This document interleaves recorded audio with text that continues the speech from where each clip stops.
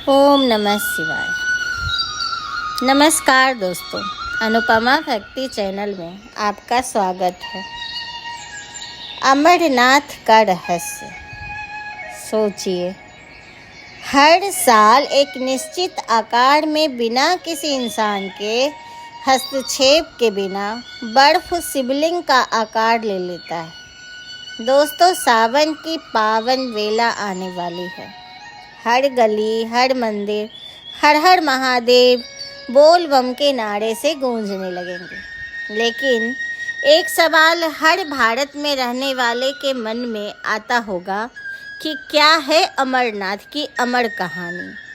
क्या ये सच है कि एक मुस्लिम चरवाहे ने खोजी थी यह पवित्र गुफा?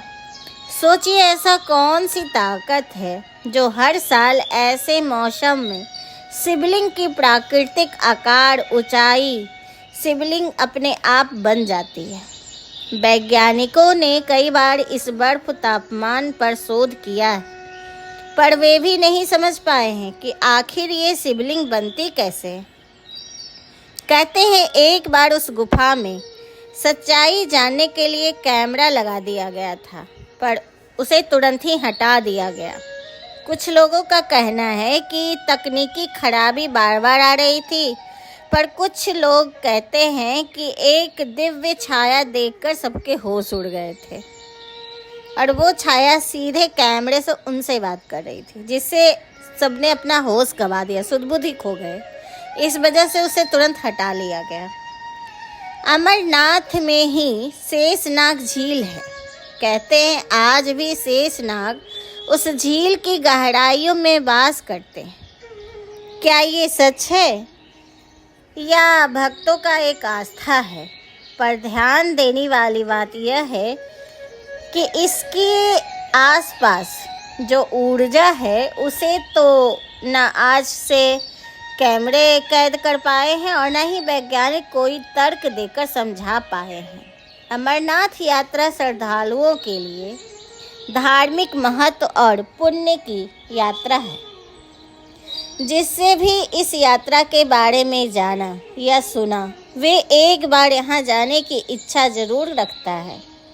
आषाढ़ पूर्णिमा में शुरू होकर रक्षाबंधन तक पूरे सावन महीने में पवित्र हिमलिंग दर्शन के लिए श्रद्धालु यहाँ आते हैं। शिवलिंग बर्फ से बना है, इसलिए इसे हिमलिंग कहते हैं। अन्य धर्म के लोग भी आते हैं। दक्षिण कश्मीर से 3888 मीटर की ऊंचाई पर स्थित श्री अमरनाथ गुफा मंदिर में पवित्र शिवलिंग लोगों की आस्था का केंद्र है।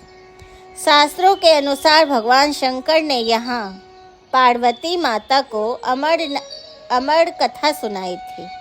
सुनने के दौरान माता पार्वती नींद आ गई और जब वो भगवान शंकर यह कथा सुना रहे थे तो वहाँ पे 2 कबूतर भी था, वह सुन रहे थे।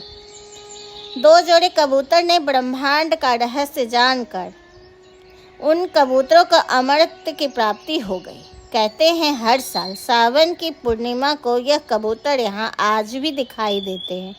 कहते हैं गुफा में पानी की बूंदें कुछ इस तरह से गिरती है, टपकती रहती है कि यह बूंदें गुफा के तापमान से संपर्क में आते ही जम जाती हैं और बर्फ का रूप ले लेते हैं और परत दर परत यही बूंदें बर्फे बनकर एक विशाल हिम शिवलिंग की रूप ले लेती है। यह माना जाता है कि यह शिवलिंग चंद्रमा के आकार का घटता बढ़ता रहता है। जैसे चंद्रमा बढ़ती है घटती है, उसी तरह ये शिवलिंग भी घटता बढ़ता रहता है। यह पूरी प्रतिक्रिया प्राकृतिक रूप से ही होता है। इसमें मानव का कोई हस्तक्षेप नहीं है। अमरनाथ गुफा की खोज एक मुस्लिम चरवाहे बूटा मलिक ने 1850 में की थी। एक मान्यता के अनुसार बूटा मलिक अपनी भेड़ों को चराते हुए गुफा के अंदर पहुंचा, जहां उसे एक साधु मिला जिसने उसे एक कोयले का पात्र दिया जो बाद में सोने में बदल गया। जब बूटा मलिक धन्यवाद देने साधु को लौटा तो वहां वो न मिला और उसकी जगह ये शिवलिंग मिला।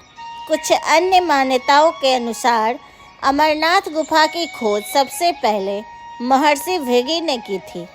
कश्मीर घाटी पानी में डूबी हुई थी और कश्यप मुनि ने वहां वादियों का निर्माण किया।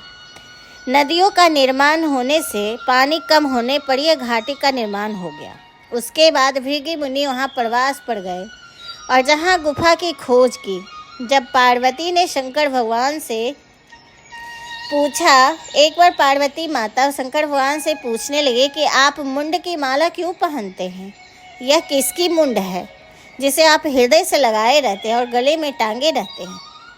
तब भगवान शंकर ने बताया कि हर युग में पार्वती माता जन्म लेती है, उनकी मृत्यु होती है और उसी के मुंड को वो माला के रूप में पहनते हैं, क्योंकि वे जितने दिन वो माता से दूर रहते हैं उनका वियोग वो सह नहीं पाते हैं, इसलिए वे मुंड की माला बनाकर गले में लगा के रखते हैं।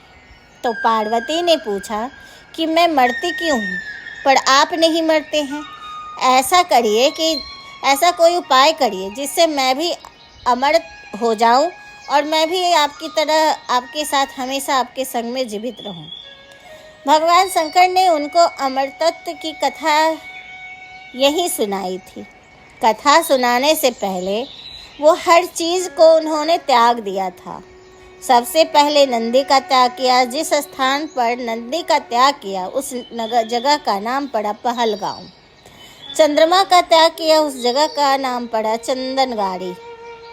उसके बाद गले में लिपटे नाग का त्याग किया, उस जगह को शेषनाग कहते।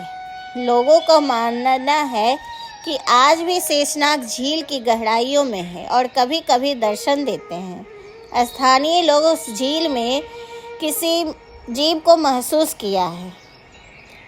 अंत में वे अपनी जटाओं से गंगा का त्याग किया। उस स्थान को पंचतरणी नाम से जाना जाता है। शिवजी ने अपने पुत्र गणेश को महागुण पर्वत पर रखा और उन्हें ये जिम्मेदारी दी कि कोई इस कथा के बीच में गुफा में प्रवेश न करे, क्योंकि शंकर भगवान नहीं चाहते थे कि अमर तत्व का और लोगों के पास पहुँचे, क्योंकि जो अमर हो जाएंगे फिर दुनिया का कोई भला भी कर सकते, कोई विनाश भी कर सकते हैं। अमरनाथ गुफा 3888 मीटर की ऊंचाई पर स्थित है और गुफा के अंदर प्राकृतिक रूप से संपर्क बनता है, जिन लोग बाबा बर्फानी भी कहते हैं। भक्त लोग 2 मार्ग से वहां जाते हैं, पहलगांव और बालटाल। यात्रा के दौरान सुरक्षा का ध्यान रखा जाता है। अमरनाथ यात्रा के लिए पंजीकरण कराना अनिवार्य है। वो खतरों से भरा शहर है। वहाँ पे लैंडस्लाइड, पानी कहीं से अचानक आ जाना, थोड़ा पहाड़ है, ऑक्सीजन की कमी होना, ऐसी चीज़ें होती रहती है। इसलिए पंजीकरण कराना, रजिस्ट्रेशन कराना ज़रूरी है, जिससे पता चले कि कितने लोग ऊपर गए हैं और वापस ना आने पर उन लोगों की सुरक्षा का ध्यान रखा जा सके, उनके फैमिली से संपर्क किया जाए। अमरनाथ की यात्रा को मोक्ष प्राप्ति और मनोकामना की पूर्ति के लिए महत्वपूर्ण माना जाता है। यात्रा के दौरान कबूतरों का जोड़ा दिखाई देना महत्वपूर्ण माना जाता है। कहते हैं उनके दर्शन साक्षात शिव और पार्वती के दर्शन होना माना जाता है। इस बार 3 जुलाई से 9 अगस्त तक अमरनाथ यात्रा चलेगी। तो दोस्तों, आपको ये वीडियो कैसा लग रहा है प्लीज़ हमें बताइए। अगर ये आपको वीडियो पसंद आ रहा है तो प्लीज़ हमें लाइक, सब्सक्राइब कीजिए और अपने दोस्तों रिश्तेदारों से शेयर कीजिए। और आपको ये वीडियो सुनने के लिए बहुत बहुत धन्यवाद। नमस्कार। ऐसा ही मेरा मनोबल बढ़ाते रहिए वीडियो देखकर। धन्यवाद।